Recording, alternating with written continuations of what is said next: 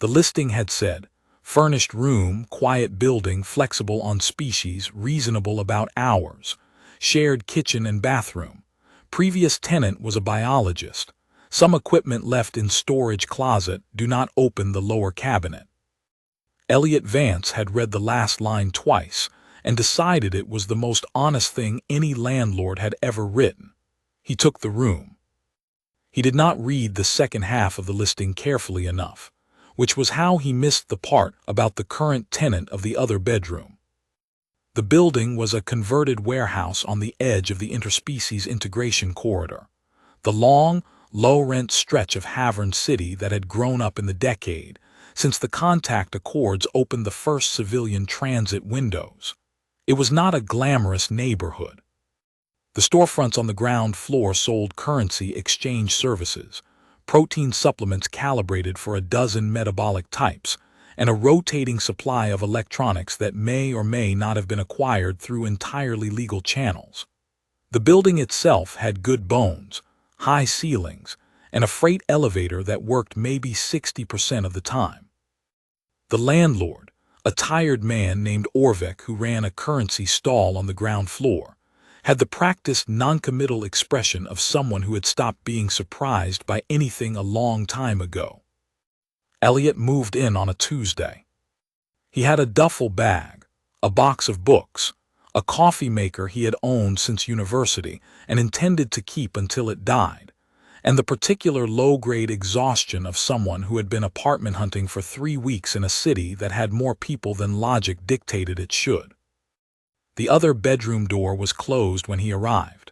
Orvik showed him the kitchen, the bathroom, the storage closet with the forbidden lower cabinet, and told him his new roommate kept different hours. "She's quiet," he said. "Mostly.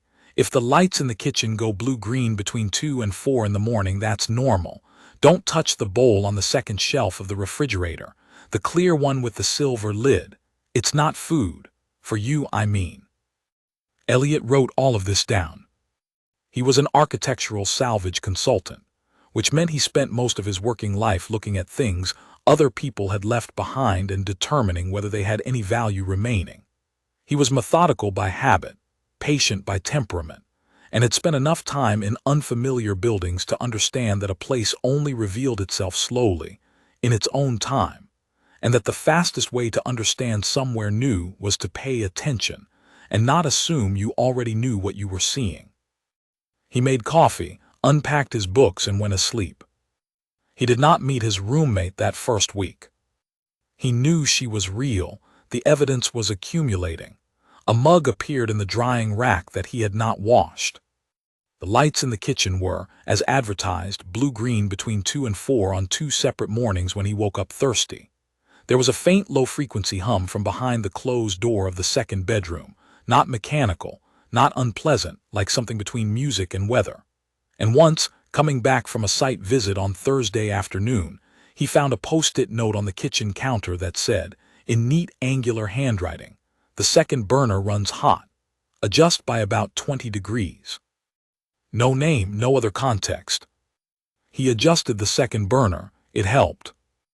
On the 5th day he found a second note, this one on the bathroom mirror, which read, "The cold water takes 45 seconds to arrive. The pipes are original." He had already discovered this. The note still struck him as a consideration. On the 8th day, he came home at 7 in the evening and found the other bedroom door open and a woman standing at the kitchen counter with her back to him, apparently very focused on whatever she was doing with a set of glass instruments that looked nothing like any cookware he owned. She was taller than him by a few inches, and he was not short. Her skin was a deep, rich violet gray, the color of a bruise that had moved past hurt into something more like weather, and it had a faint luminescent quality, not glowing exactly, more like the way certain minerals looked under particular light, holding the room's illumination differently than it should. Her hair was white, worn loose past her shoulder blades, and she had the kind of stillness about her that suggested she was aware of every centimeter of space around her at all times, and had made a deliberate choice not to react to his entrance. Elliot set his bag down on the floor as quietly as he could. He had learned at 12 years old that when a person or animal was very focused on something delicate, the worst thing you could do was announce yourself too loudly.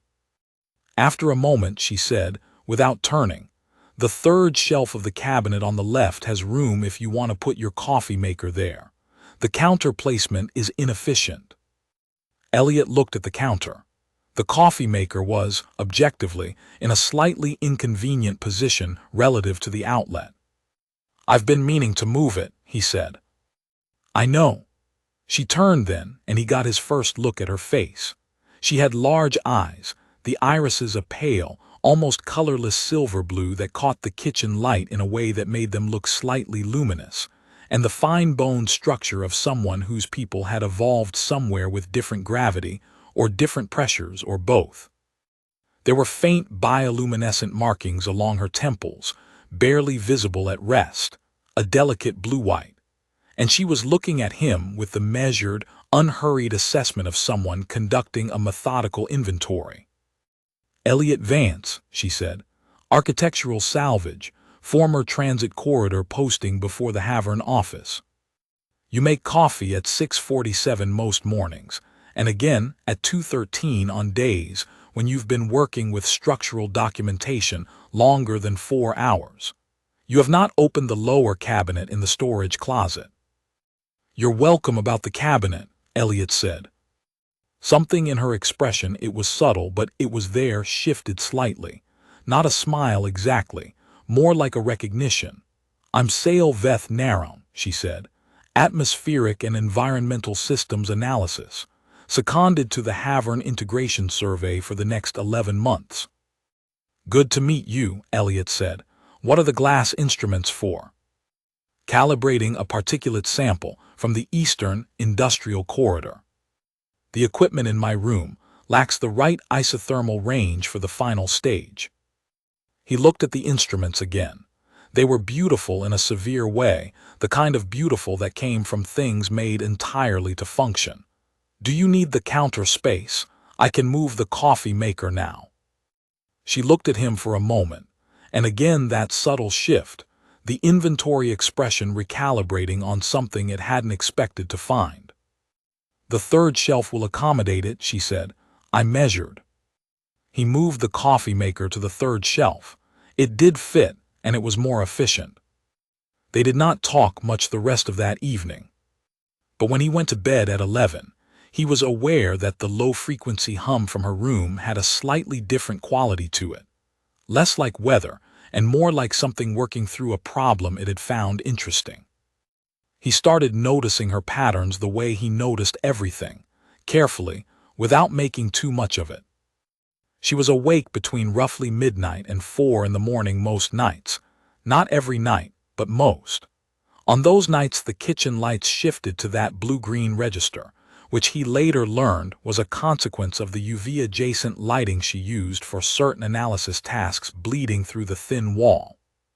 She kept the kitchen scrupulously clean except for the bowl on the second refrigerator shelf, which, when he finally asked about it directly, she explained contained a dormant culture of atmospheric microorganisms from a monitoring station on a world he had never heard of. "They do not require containment," she told him, with the calm precision of someone who had said this before and meant it literally. "But the condensation they produce is not recommended for human ingestion." "I wasn't planning to eat them," he said. "You would not be the first human in this building to make that mistake," she said, and this time what crossed her face was unambiguous enough that he recognized it. Dry amusement, even if it was calibrated for a different face than the ones he was used to reading. He worked from home 3 days a week, and on those days he would sometimes hear her moving through the apartment in the late morning. She slept an odd rhythm, down from 4 until about 11, and occasionally they would both end up in the kitchen at the same time and talk, not at length, but in the efficient shorthand of two people who had established that they were not going to waste each other's time. She asked precise questions. She listened to the answers. When he said something she found incorrect, she said so directly and without apology, and when he demonstrated she was wrong about something, which happened once, about load-bearing wall construction in the pre-Accord-era district buildings. She updated immediately and with no apparent discomfort about having been corrected. He found this easier than he would have expected. He had spent years working with people who treated being wrong as a personal affront, and her willingness to simply revise her model and move on was something he noticed and appreciated the way you noticed good weather, quietly and without making a speech about it. She noticed things about the apartment that he would not have thought to mention and left notes about them. The bathroom window sealed better from the inside if you angled the latch before pressing. The freight elevator had a 63-second wait time rather than the 45 the building manager quoted. The building's walls made a specific settling sound at around 3 in the morning that was structural and not a concern. He read each note the way he read structural surveys, carefully, because whoever had written it had paid attention. On the third week, she knocked on his bedroom door at 10 in the evening. "I am attempting to recalibrate the Eastern Corridor atmospheric model," she said, when he opened it. "The pre-Accord building records would give me better baseline data than the integration survey's current aggregate file. You have access to those records." "Some of them," he said. "What period?" 40 to 60 years pre-Accord. "I can pull the structural surveys. They'd have ventilation data. It won't be granular enough for atmospheric modeling, but it would give you some reference points." "That would be more useful than the current baseline," she said. He pulled the files. It took about 40 minutes, and somewhere in the middle of it she sat down at the kitchen table with her own materials, and they worked in parallel in the comfortable quiet of two people who understood what the other person was doing and had nothing redundant to add.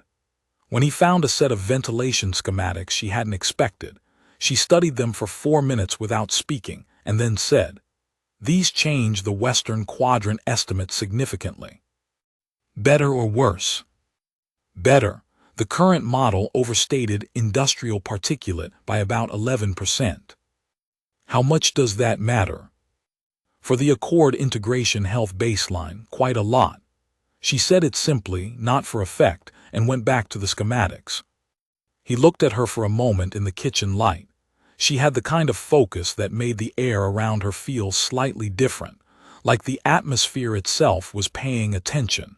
And then he went back to his own work. That night, coming back to bed at midnight after getting a glass of water, he noticed something that he filed and didn't think much about.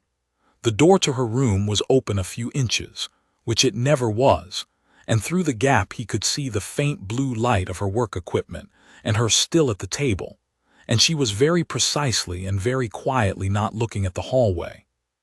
He went back to bed. He learned more about her work over the following days, in the way you learned things in a shared apartment, not through any intention on either side, but through proximity and overlap, and the occasional question that got a longer answer than expected. Her survey covered the full integration zone atmospheric baseline, which was more complicated than it sounded.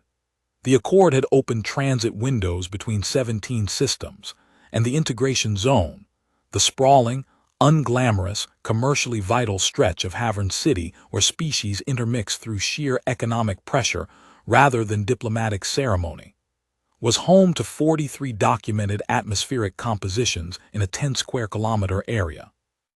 Her job was to build the baseline model that the Accord health standards relied on. If the model was wrong, the standards were wrong. "Has the model been wrong before?" he asked one evening when she mentioned it. "Twice that I have found documented instances of," she said, "and certainly more that were never identified as errors because the baseline itself was the reference used to check against." "That seems like a problem." "It is the fundamental problem of baseline calibration in a new contact zone," she said. "You are building the ruler at the same time you are making the measurement." She paused. "The Accord Infrastructure Committee is aware of this. They are not always responsive to revisions." "Why not?" She was quiet for a moment, with the quality she had when she was being careful. A revised baseline requires changes to 14 approved health standards. 14 approved standards require renegotiation with the signatory authorities of 8 systems. The process takes between 18 and 32 months. It is not that committee members do not understand the value of accuracy. It is that accuracy is not always the variable they are optimizing for. He thought about the structural surveys he had submitted over the years, the ones that came back with corrections requested that had nothing to do with the structural findings and everything to do with who owned the building being assessed. "I know that situation," he said. She looked at him. "Yes," she said, "I thought you might." It was not the most dramatic moment that had happened in the apartment, but it stayed with him, the particular quality of being recognized across a distance, by someone who had not assumed in advance that the distance was too large to cross. The week after that kitchen conversation had a different texture to it. She was still precise, still methodical, still left notes about the infrastructure of the apartment as though she were compiling a maintenance log. But something had adjusted in how she occupied the shared spaces. She stayed in the kitchen a few minutes longer when they crossed paths. She asked a question one afternoon about a building he'd mentioned in passing, one he'd worked on years ago, that was not related to anything they'd been discussing, which meant she had been thinking about it separately and decided to ask. He answered in detail. She listened with the full attention she brought to calibration data. At the end, she said, "The people who owned that building made the wrong decision," with the same certainty she used for atmospheric readings, and he found, to his mild surprise, that he agreed completely and said so. She nodded once, with the quality she had when something had been correctly assessed. He started looking forward to the mornings when they were both in the kitchen. He noticed that and filed it, the way he filed everything, and did not immediately draw a conclusion from it, because he had learned that useful conclusions required sufficient data. On Thursday of that week, late afternoon, he came back from a site visit to find her in the hallway outside both their bedroom doors, looking at the east-facing window at the end of the corridor with the particular attention she gave to things she was measuring. She did not appear to notice him. The afternoon light came through the window at the angle it had in October, lower and warmer than summer, and it caught her markings in the way he had noticed it did, bringing out the warmth beneath the blue-white that you didn't see in other lights. He stopped. He was very good at standing still. After a moment she said, without looking away from the window, "The light in this building is unusual for this section of the corridor." "The building was designed for it," he said. The original architects understood how the afternoon light moved through this district. It was intentional. She turned, and he expected the inventory look, but she was wearing the other one, the thoughtful one that she usually reserved for data that was behaving unexpectedly. "You knew that about this building when you moved in." "I'd surveyed some of the surrounding buildings. I recognized the construction style." "That is why you took the room," she said. "It was not a question." "One of the reasons," he said. "The rent was also reasonable." Something crossed her face that he was increasingly certain was a smile kept under disciplined control. "The rent for this building is below current corridor rates by 17%. Orvek adjusts his prices based on species and apparent income level. He charged me 12% above standard rate for 6 months before I identified the pattern." "What happened after you identified it?" "I showed him the integration zone price equity accord schedule." She paused. "He apologized. He has charged me the standard rate since."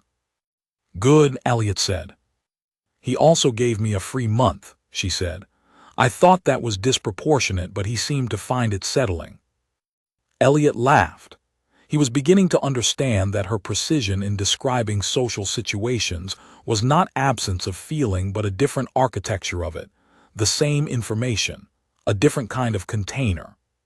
He found he had started to enjoy it the way you enjoyed a building, that did something unusual with light. It was on the 22nd day that the first thing happened. He woke at 2:17 in the morning because he'd left the site report he needed open on the kitchen table, and his brain had reminded him of this while he slept, and then refused to let it go. He pulled on a t-shirt, went down the hall, and found the kitchen in its blue-green nighttime register with Sale standing at the counter, standing very still, facing the window above the sink that looked out over the back alley and the lights of the corridor. She didn't hear him come in, which struck him as unusual, because he had learned in 3 weeks that she had a physical awareness of the apartment that bordered on preternatural. She always heard him. He had come to take that for granted, the same way he had come to take for granted the notes on the mirror and the coffee maker on the third shelf. He stopped in the doorway, not wanting to startle her. She was just standing, looking out the window. Her bioluminescent markings were different at this hour, not barely visible as they were during the day, but clear and steady, a gentle blue-white along her temples that caught the kitchen's night lighting and gave her a quality that he didn't have a good word for. Still, luminous. Like a lighthouse that wasn't sending a signal to anyone, just doing what lighthouses did, shining because that was its nature. He must have made some small sound because she turned. For one beat, the expression on her face was something he had not seen there before, unguarded. The controlled inventory was gone. She looked, briefly, like someone who had been caught in the middle of a thought they hadn't intended to share. Then the composure came back, smooth and complete, and she said, "You are awake." "I left something on the table," he said. He moved to get it without making a thing of what he'd seen. He picked up the folder, tucked it under his arm, and turned back. She was still watching him. Not the way she watched things when she was analyzing them, different from that.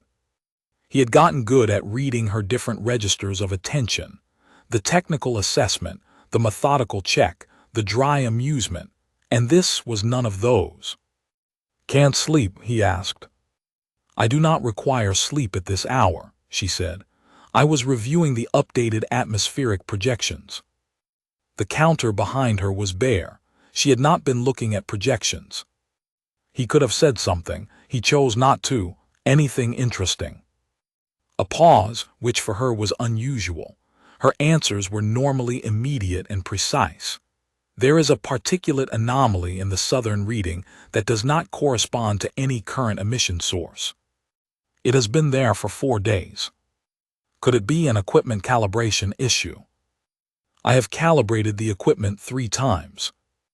What does the anomaly look like? She looked at him, that steady, slightly too long look she gave things she was trying to understand. Then she turned to the counter and opened the projection panel that had apparently been there all along, just not in her hands, and showed him. He looked at the data for a moment. He was not an atmospheric scientist. He knew structures and materials and the way buildings related to the air around them. But he had spent 15 years reading surveys, and he knew what an anomaly signature looked like when it came from something structural rather than something chemical. Is there a decommissioned building on the southern edge of that quadrant, pre-accord, somewhere in the 40 to 60-year range you were looking at before? She looked at the map overlay. There are 4 candidate sites.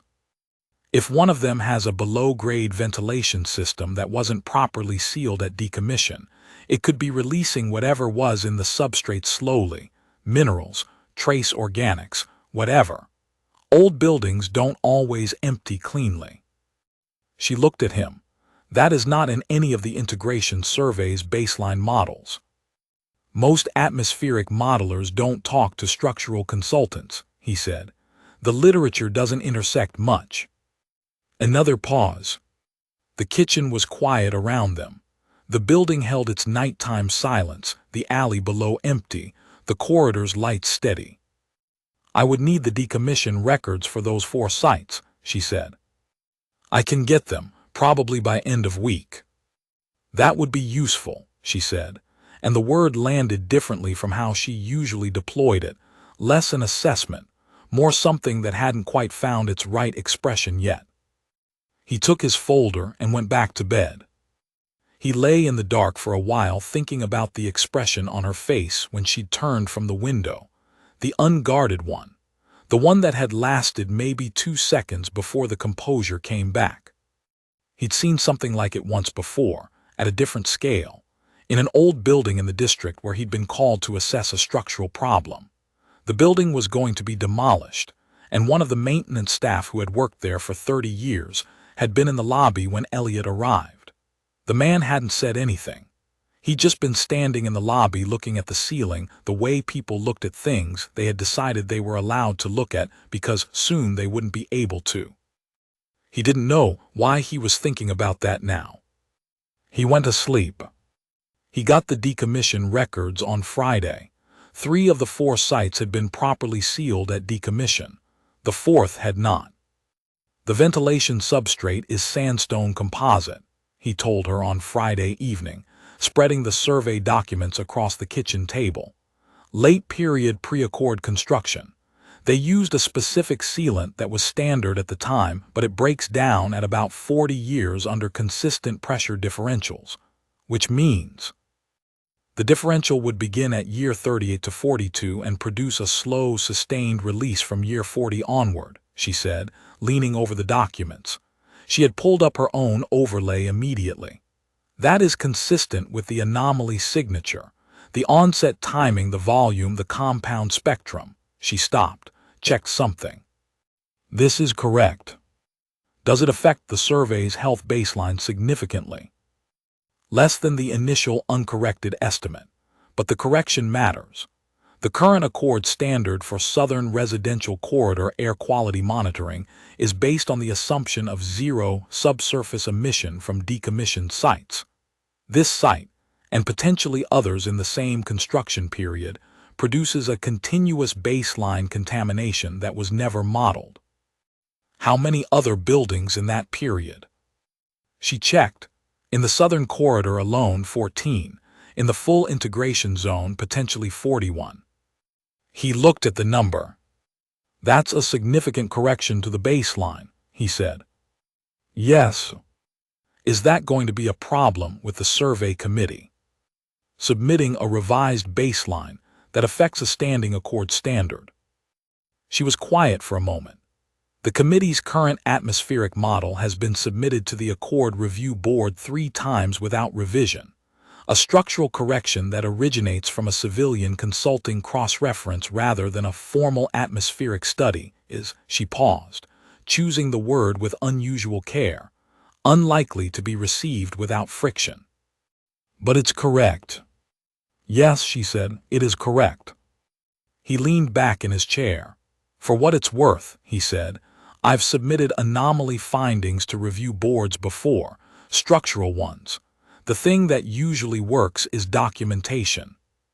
The more thorough the trail, how you found it, where the intersecting data came from, why the existing model couldn't have caught it without the structural reference, the harder it is to table without a formal response. She was looking at him in that way she had, the one that had gotten longer and less like an inventory over the past 3 weeks. I will draft a supplementary methodology appendix, she said. I can cross-reference the structural survey data for you, so you have a primary source document that isn't just your own analysis. The look held for a moment longer than usual. Why? It was a genuine question, he realized, not rhetorical. She wanted to know. Because the data is correct, he said. And because review boards are easier to move when you give them no technical daylight. They're not always wrong for bad reasons. Sometimes they just need the argument to be bulletproof. She held his gaze. In the kitchen light, her bioluminescent markings, steady blue-white, always steady, were clearly visible, and something in them had shifted in intensity, just slightly, in a way he didn't yet have language for. That is a precise and useful understanding of institutional behavior, she said. I've lost enough reports to committees to learn it, he said. She looked back at the documents. I will draft the appendix tonight. He helped her organize the cross-reference sections until midnight, when he had an early site visit the next morning, and she told him firmly that she had what she needed. He went to bed. He heard her working for another 2 hours after that, the sound of her keyboard, the occasional low note of her consultation with a reference database. When he woke at 6:47 and went to make coffee, the kitchen table had been cleared and the methodology appendix was filed. He made 2 cups of coffee and left one on the counter where she would find it when she woke up. He didn't leave a note. She didn't mention it. But the next morning, the atmospheric distillate, the tea she kept at the back of the upper shelf, the one that smelled like rainfall and warm metal, appeared in a second cup on the counter beside his coffee maker with no explanation. He drank it. It was, as it had been the first time, very good. He found the decommission record gap himself on a Sunday afternoon when he was pulling records for a different project and recognized the construction signature. He messaged her. Found 2 more sites in the eastern corridor, same construction period, same sealant. Could be the same issue. Sending the surveys. Her reply came back in 40 seconds. They are the same issue. The eastern corridor anomaly I have been unable to source for 6 weeks. I had attributed it to measurement error. It wasn't measurement error, he wrote back. No asterisk, she wrote, it was not. A pause, longer than her usual response time. The appendix I submitted on Friday was sent back by the committee lead with a request for clarification on the structural cross-reference methodology. The request is not a rejection. It is a question I can answer, but I was not expecting it to be engaged. That's good asterisk, he wrote. Engagement means they read it. Yes asterisk, she wrote. Then, after another pause that lasted nearly 4 minutes, thank you for the surveys. He put his phone down and went back to work. That evening, when they were both in the kitchen, she made 2 cups of the distillate from the small container she kept at the back of the upper shelf. She set one in front of him without comment. He drank it. It was good in the way things were good when they had been earned, a warmth that started in the chest rather than the throat. What is this? He asked, though he had asked before. An atmospheric distillate from my home region, she said. It is what I make when a problem I have been working on for a long time moves in the right direction. He looked at the cup. I've been working on those decommission records for a while, he said. I know, she said. That is why there are 2 cups. They sat in a quiet that had become familiar enough to be comfortable, which he registered as something worth noticing. The week after the appendix submission was different in small ways he couldn't entirely account for. She left her door open more. Not always, she still kept it closed when she was in the middle of calibration work that required controlled conditions. But in the evenings, often, there was the narrow line of light visible from the hallway and the low hum of her working, and it had lost the quality of a closed room and acquired the quality of an open one. He didn't comment on it. He noticed it the way you noticed that the weather had changed while you were inside. She asked him on Wednesday whether he had always worked in the integration zone or if it was a recent posting. He told her the full version, the transit corridor years, the move to Havern, the specific decision to focus on pre-accord construction because the buildings from that period were the ones most at risk of being demolished before anyone had properly documented what they contained. She listened without interrupting, which was not unusual. She always listened without interrupting. But when he finished, she said, "You kept working on buildings that were going to come down anyway, for years. Somebody should know what was in them," he said. She was quiet for a moment. "Yes," she said, "I understand that." He thought he probably knew what she meant. 14 months of anomaly reports, tabled without response. The committee optimizing for variables other than accuracy. The understanding that the work had to be done anyway, regardless. "The committee will get there," he said. "They are getting there," she said. "Somewhat faster than I expected." And she looked at him with an expression that was not quite the inventory and not quite the unguarded one from the kitchen window, but something that lived in the territory between them, something she was permitting him to see without quite naming it. He let it be what it was and didn't name it either. Not yet. It was on the 29th day that the second thing happened.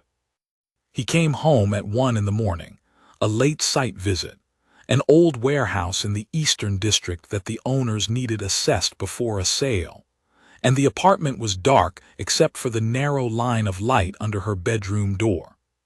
He went to the kitchen for water, drank it standing at the counter, and was about to turn off the light when the door to her room opened. She stopped in the doorway when she saw him. She was in what he had come to understand were her working hours clothes, the loose, structured garments she wore when she wasn't going out, the kind of thing designed for long nights at a data terminal. Her hair was loose. Her bioluminescent markings were at full nighttime brightness, the blue-white that he had learned to read as her baseline state when she wasn't moderating for daylight contexts, and they were doing something he hadn't seen before, a very faint, rhythmic pulse, not dramatic, barely perceptible, like a slow heartbeat. She looked at him. "You are back late," she said. "Ran long."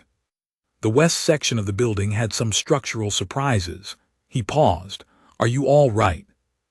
The question seemed to land in an unexpected place. She was quiet for a moment. "I received the committee's response to the appendix today," she said. "And they have accepted the structural cross-reference methodology as valid. They are opening a formal review of the Southern Corridor baseline.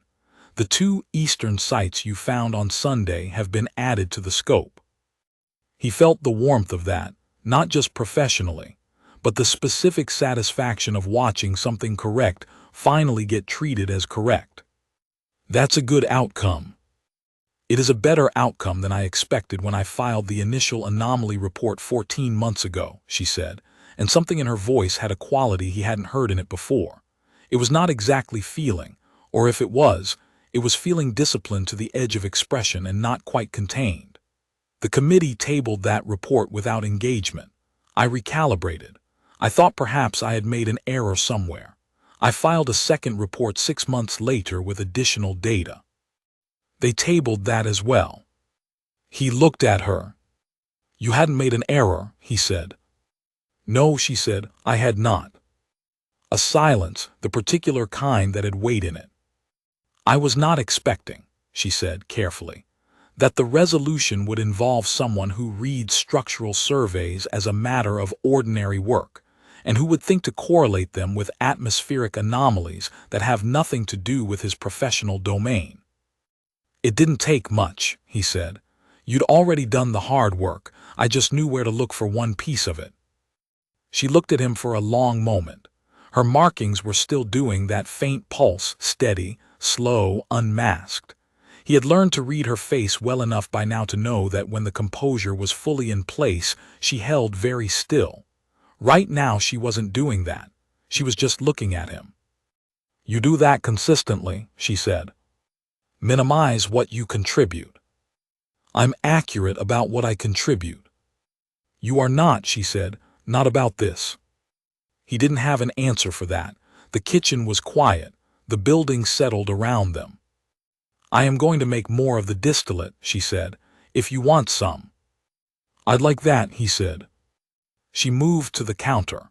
He stayed where he was for a moment, and then pulled out a kitchen chair and sat, because there was nowhere else he particularly wanted to be. They sat in the kitchen until almost 3, not talking constantly, but enough, about the Eastern Corridor buildings and what he thought the survey would find, about a site she had visited on the far edge of the integration zone, where the atmospheric readings were unlike anything in the baseline, because nothing had been built there until the Accord and the land had kept its own accounting. She asked him about a building he'd mentioned once and then not returned to, a warehouse in the district that was slated for demolition, the longest-standing structure in that section of the city, built before the current grid even existed. "It's coming down in 6 weeks," he said. "The survey was my last involvement. Was it worth saving?" He thought about the man in the lobby, looking up at the ceiling. Structurally, no.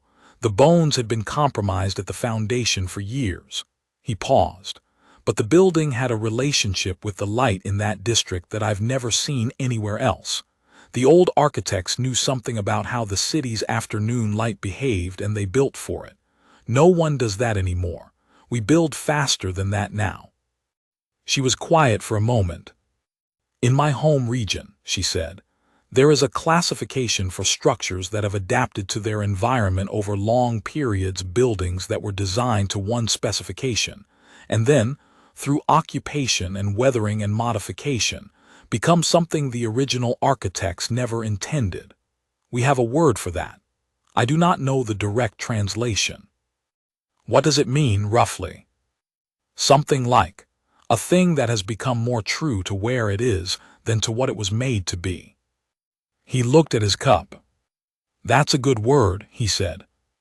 She looked at him in that steady, unhurried way, and her markings were clear and warm in the kitchen's night light, and she said, yes, it is.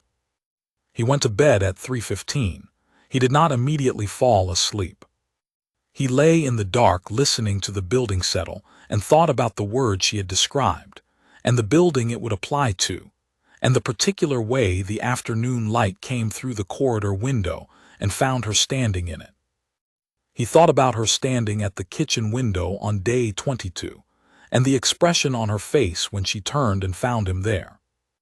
He was beginning to understand that he had been taking careful, methodical notes on something for almost a month, and had been calling it one thing when it was actually something else.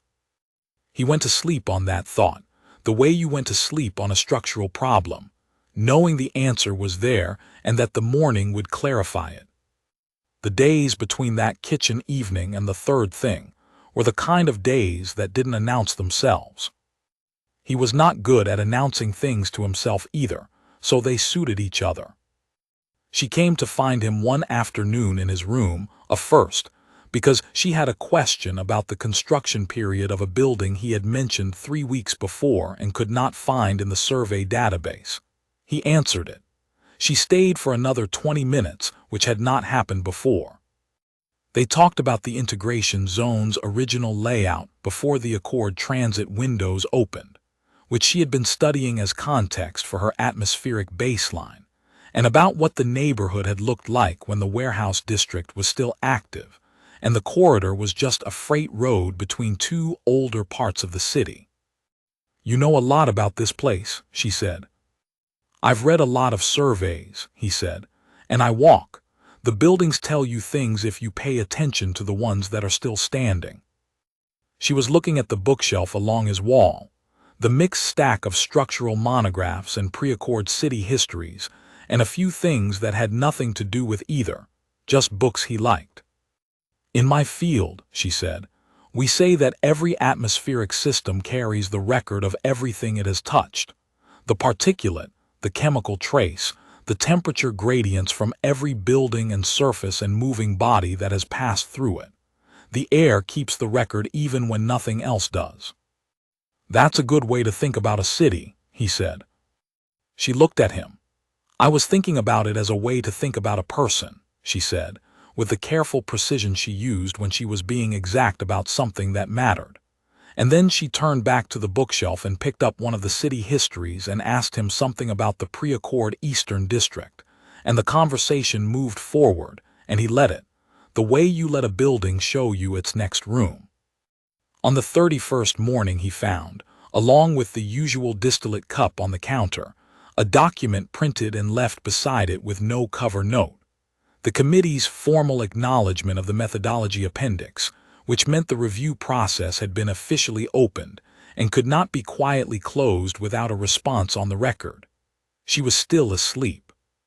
He read it at the kitchen table with his coffee, and when he heard her door open at 11, he put the document back where she had left it and said nothing, because she already knew, and because some things did not need comment. She looked at the document, and then at him, and the expression she wore was the one from the territory between the inventory and the unguarded one. The one she was increasingly allowing him to see, and she made 2 cups of distillate and set them on the table and sat down across from him And that was that. The third thing happened at night. He woke at 2:41, not for any reason he could name, just the particular alert wakefulness that sometimes came in the small hours, his body deciding he had rested enough. He lay still for a moment, listening to the building. Quiet. The hum from her room present and steady. The distant sounds of the corridor. He got up, went to the bathroom, came back, stopped in the hallway. The door to her room was open. Not a crack, open, the way it had been open a few times now, the blue work light visible inside. But she wasn't at her desk. She was standing just inside the doorway, facing the hallway, facing his door. She saw him at the same moment he saw her, and for one pure, unmasked second, both of them awake in the dark corridor at 2:41 in the morning, 3 feet apart, with nothing to explain either of them being there. The controlled inventory and the architectural consultant's careful habit of not assuming, he knew what he was seeing both dropped away at exactly the same time. Her markings were bright. Brighter than he'd seen them, a warm blue-white that wasn't cold at all, pulse steady, and her expression. The one he had seen for 2 seconds in the kitchen on day 22 and not seen again until now was back. Unguarded. Not a surveying look, not an assessment, not dry amusement. Something much more direct than any of those. He said, because he had apparently decided that 2:41 in the morning in a dark hallway was the right moment for honesty. How long has this been happening? Her chin came up slightly.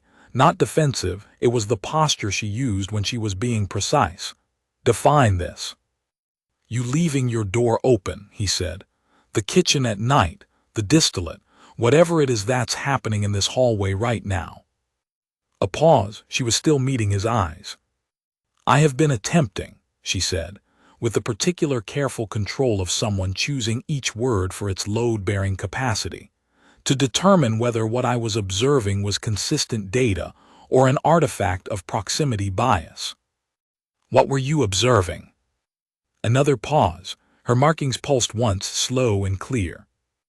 You, she said, specifically, your behavior in contexts that did not require performance or presentation, your responses to problems that were not your problems, the consistency between what you said and what you did. She paused again. In my field, we call it establishing baseline, checking whether an anomaly is real or instrumental. And he said, the anomaly is real, she said. It is not instrumental error. I have checked multiple times. He looked at her.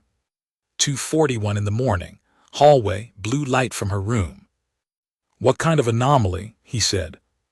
She tilted her head slightly, the microscopic movement she made when processing something that didn't have a prepared category.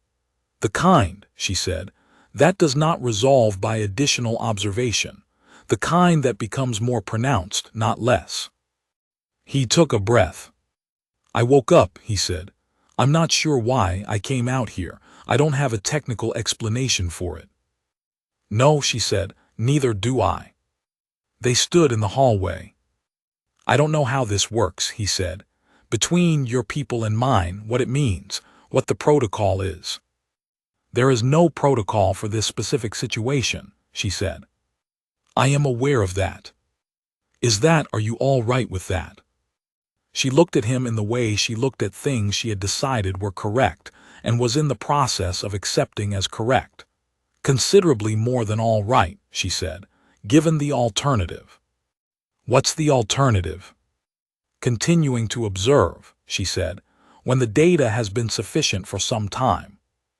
He felt something in his chest that he had been carefully not calling anything, because he had been waiting, the way he waited in old buildings for them to show him what they were, and the building was showing him now. Okay, he said, so what do you do when the data is sufficient? In atmospheric analysis, she said very precisely, you commit to the revised model. You stop treating the anomaly as a potential error and you incorporate it. You proceed from the corrected baseline. And in this hallway at 2:41 in the morning, her markings were steady and warm, and she was looking at him with the unguarded expression that had started all of this, the one on day 22 at the kitchen window, and she said, "I believe the methodology is similar." He crossed the 3 feet of hallway. She was taller than him by an inch or two. Up close, her bioluminescent markings had a warmth he hadn't noticed from a distance.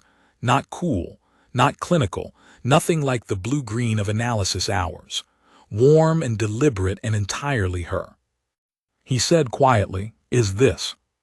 "Yes," she said, and the composure was entirely gone, and what was there instead was something direct and clear and a little surprised, as though she had modeled for this outcome, and the reality of it landing was still, somehow, not what she had expected. He kissed her. She was still for 1 second, and then she wasn't, and her hands found him with the same precision she brought to everything, certain, deliberate, and exactly where they meant to be. When they finally stopped, she pulled back just enough to look at him. Her markings had shifted to something he'd never seen before. The blue-white had warmed all the way to gold, steady and full, nothing pulsing, just present.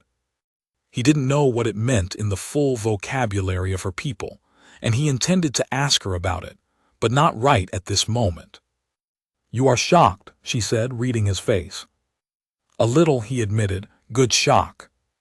"Yes," she said, and she smiled, the real one, not the micro-expression of dry amusement, but a full, open, uncalibrated smile that changed her face entirely and that he had not seen before and very much wanted to see again. "I find that I am also somewhat shocked. I had modeled for this. The model is not equivalent to the data." "No," he said, "it never is." She laughed. He had not heard her laugh before. It was low and warm and surprised, as though the laugh itself was an anomaly she hadn't expected, and he decided that was something he could spend a considerable amount of time trying to encounter again. They stood in the doorway of her room, the blue work light behind her casting its soft glow into the corridor, neither of them particularly inclined to move anywhere, and outside the building the corridor went on at its late-night pace, the freight elevator counting its 63-second cycles, the city going about its business as it always did, entirely indifferent to the fact that 2 people had just discovered they were the kind of anomaly that didn't resolve. In the morning, late morning, both of them awake at 11 for the first time simultaneously. She made the distillate again and set 2 cups on the table without comment. He sat across from her. The kitchen looked the same. The coffee maker was on the 3rd shelf. The bowl with the silver lid was on the 2nd shelf of the refrigerator. The light came in through the east-facing window and caught her markings differently in daylight than it did at night, cooler, more precise. But the gold was still there underneath, a warmth that didn't leave. "I should tell you something," she said. "All right. When I arrived at this apartment 3 months before you did, I read the building's structural survey and the integration zone records. I noted the architectural salvage consultant listed as the primary assessor for the pre-accord buildings in this district. She held her cup. I found his work unusually thorough. The documentation practice was precise in a way that the standard is not." He looked at her. "When the room became available," she said, "and Orvik showed me the listing, I was aware that the previous applicant was an architectural salvage consultant who had recently moved to Havern." A pause. "I did not select this apartment because of that," she said, with the specificity of someone being exact on purpose. "The apartment was correct on its own merits, but I did not find the applicant's profession irrelevant." He was quiet for a moment. "You knew who I was," he said. "I knew your professional record," she corrected. "I did not know you. Those are different things." "And now?" She looked at him with the steady, unhurried attention that had never been an inventory even when he thought it was, or had always been an inventory of something he hadn't had the right name for yet. "Now," she said, "I know considerably more." He drank his tea. "The 2 Eastern Corridor sites," he said after a while. "The survey committee has them. What's the next step for you?" The methodology appendix is under formal review. If it passes, the southern and eastern baselines will be corrected. If the corrected standards are adopted, 14 monitoring stations in this district will be recalibrated. She paused. It will take 8 to 14 months. I'll still be in Havern in 8 to 14 months, he said. She looked at him. Yes, she said, I know. The kitchen held its morning quiet. Through the window the corridor was moving at its usual daytime pace, the freight elevator in the building doing its 60% operational thing, the buildings settling and breathing around them the way old buildings did, slow and particular and uninterested in explanation. They spent the rest of the morning at the kitchen table, not exactly working and not exactly not working. She had a secondary data set she wanted to verify, and he had site photographs to annotate, and they existed in the same space with the same ease they had when they were working parallel on the ventilation schematics 3 weeks ago, except that now there was no pretense on either side about what the ease meant. She told him about the word she had used the night before, the one from her home region, for things that had become more true to where they were than to what they were made to be. In the full version, she explained, there were 2 forms of it, one for objects and structures and one for relationships. She was careful not to say which form she had been thinking of when she used it in the kitchen at almost 3 in the morning. He was fairly sure he knew. He let her be careful about it because precision, he had learned, was not her way of avoiding things. It was how she made sure she was saying exactly what she meant. She asked him to take her to see the warehouse before it came down. He said yes. 3 weeks later, they stood in the lobby of the old warehouse in the Eastern District. It was late afternoon, which was the right time. Elliot had known it would be. The building had been designed for late afternoon, its high windows angled to catch the specific quality of Eastern District light in the hour before it shifted. The light fell in long columns across the warehouse floor and found the concrete and the old timber and the particular dust that old buildings held, and the space had the quality he had noticed the first time he came here, something that could not have been planned and had taken decades of unplanning to become. Sale stood beside him, her head tilted back slightly, watching the light. He watched her watching it. She was the kind of person who looked at things with her whole attention. He had known that from the beginning, from the glass instruments on the counter and the ventilation schematics and the projection panel at 2 in the morning. And watching her look at something she found genuinely remarkable was its own kind of remarkable. Her markings in the afternoon light were gold. Not the nighttime gold of the hallway, not the pulsing warmth of the kitchen at 3 in the morning, but something settled and clear, the color of a long answer that had finally arrived. After a while she said very quietly, I understand the word now, the one I told you about, what it looks like. A thing that has become more true to where it is than to what it was made to be, he said. Yes, she looked at the light for another moment, then she looked at him. I think it applies to more than buildings. He looked at her, the gold markings, the open expression, the woman who had left notes about the bathroom window and the second burner and the freight elevator's actual wait time, who had spent 14 months trying to get a committee to look at data they already had, who had stood at a kitchen window at 2 in the morning not looking at atmospheric projections, who had said the anomaly is real in a dark hallway with the same precision she brought to everything, and meant it about him. He took her hand. She looked down at their joined hands with that expression, the one that still occasionally surfaced, the one that had started everything, the unguarded one that had been there at the kitchen window on day 22, and that he had since learned she could not entirely control when something was genuinely unexpected. And then up at him, and she was smiling, the real one, and shocked in exactly the right way. Yes, she said, as if answering a question he hadn't quite finished asking. The data remains consistent. Strongly consistent, he said. Unambiguously, she agreed. The light moved across the warehouse floor. the building doing what it had done every afternoon for 40 years, patient and unhurried and more itself than it had ever been designed to be. And outside the corridor moved on, and somewhere on the southern edge of the integration zone, in the substrate of a sandstone building that had been decommissioned without sealing, something that had been going unnoticed for 40 years was finally being measured correctly. Things, it turned out, revealed themselves eventually. You just had to be the kind of person who paid attention. And sometimes, he thought, her hand in his, the autumn light warm and long across the old warehouse floor, sometimes the thing that revealed itself was not the thing you had been looking for at all. Sometimes you were standing in a hallway at 2:41 in the morning, and the building showed you what it actually was, and you found, to the shock of both of you, that the data was exactly what it appeared to be. Nothing more, nothing less. Just that. And